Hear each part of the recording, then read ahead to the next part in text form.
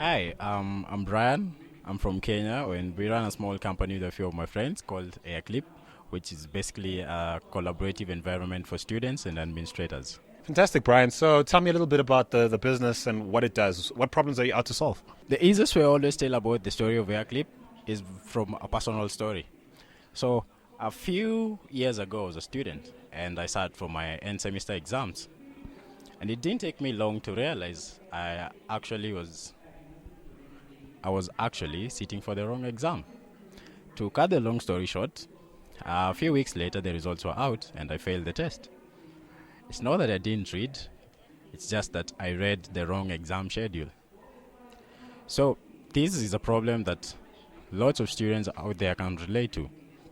From missing classes to handing in assignments late to conflicting classes that the school can't really do anything about. So, you can actually imagine how many students are walking out there confused about the static data the school is giving. What most universities do, also in Kenya, right now is they print out the exam schedules or the school timetable schedules and paste it on a notice board. Few days or few hours later, the information has changed, and someone will just walk by the timetable on the notice board and read all the wrong stuff. So that's something that happened to me, and that's how we started the whole idea of building a live timetable for students. I see. So who are you targeting with the solution? Are you targeting the institutions that need to find a more efficient way to communicate, or are you targeting students who are looking for a more efficient way to make sure they've got the right information? Statistics have it that by the year 2025, there will be close to 265 million university students. And this is a population that we really want to tap into.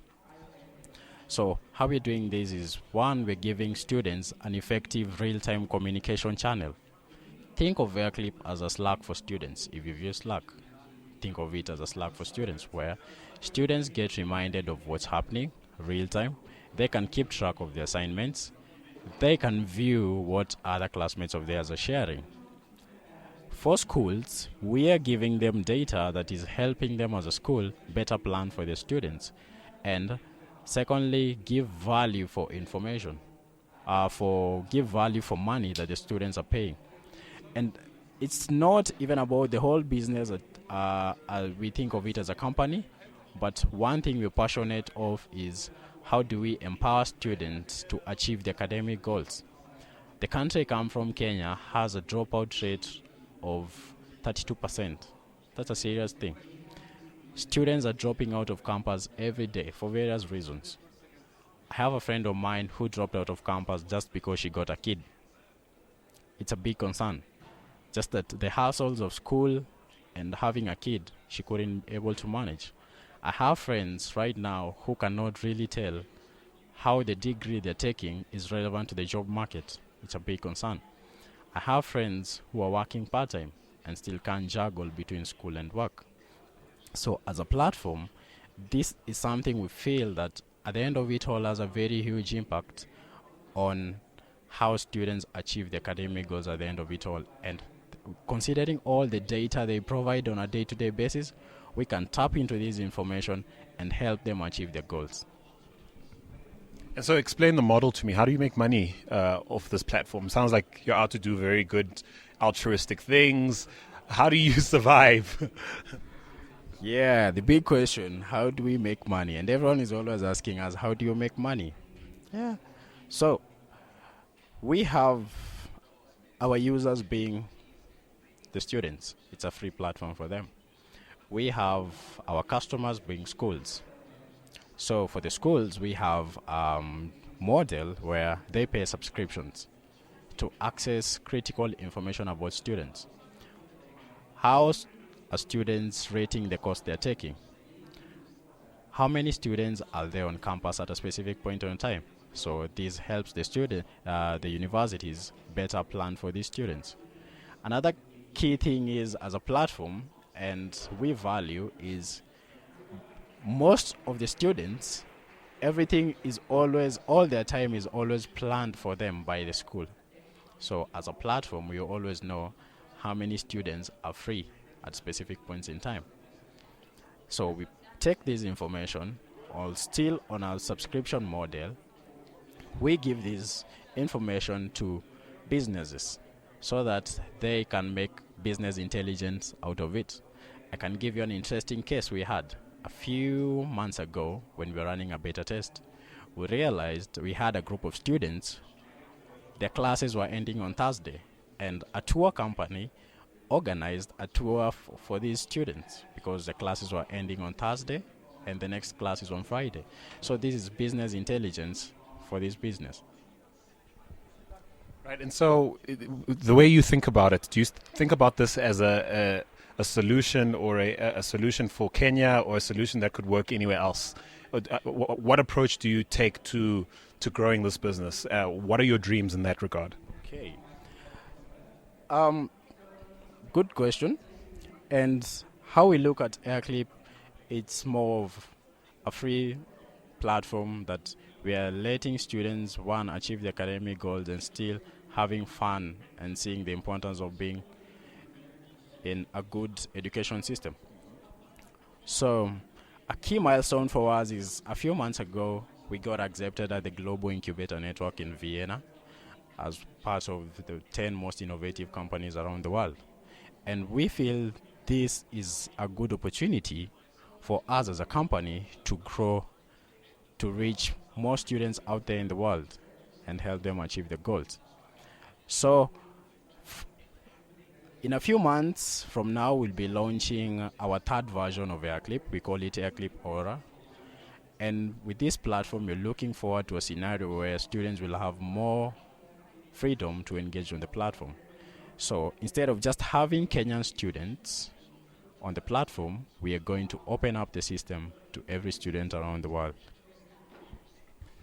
And so tell me, how do you survive while while you're building this? So I mean, this is a simple human question. I'm sure people, many of our listeners who aren't familiar with the African continent, often have misconceptions about what it must be like to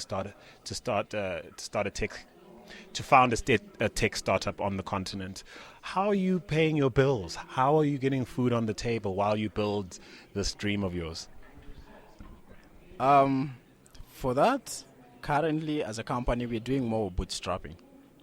So we're getting funds from our friends, from our relatives to power the business.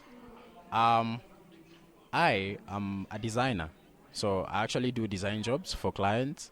They pay me and I put money back into the business. My other few friends of mine, one is a programmer and one does business.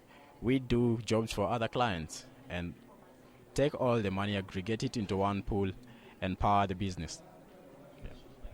And how long are you prepared to do this until this is a success? What sort of timelines have you put on yourself in order to declare this a success, or something that maybe you need to put aside and try something else?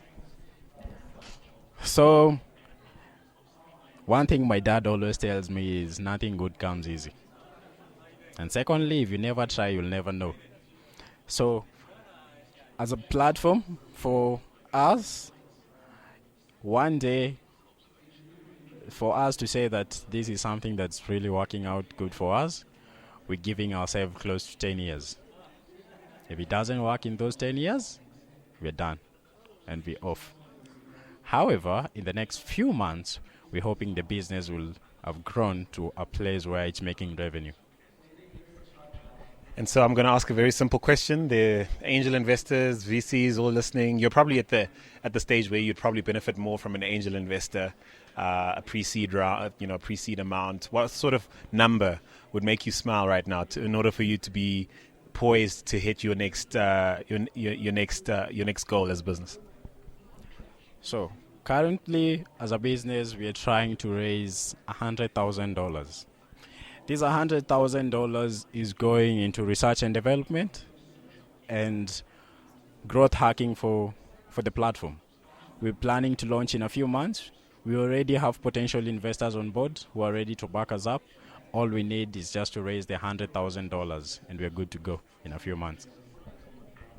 Brian Ondari speaking on behalf of the startup AirKlip, wishing you all the best, man. Thanks so much for your opportunity, and we hope someday when we are a success, we'll get back to this podcast. For sure, man. In the meantime, just stay listening, man.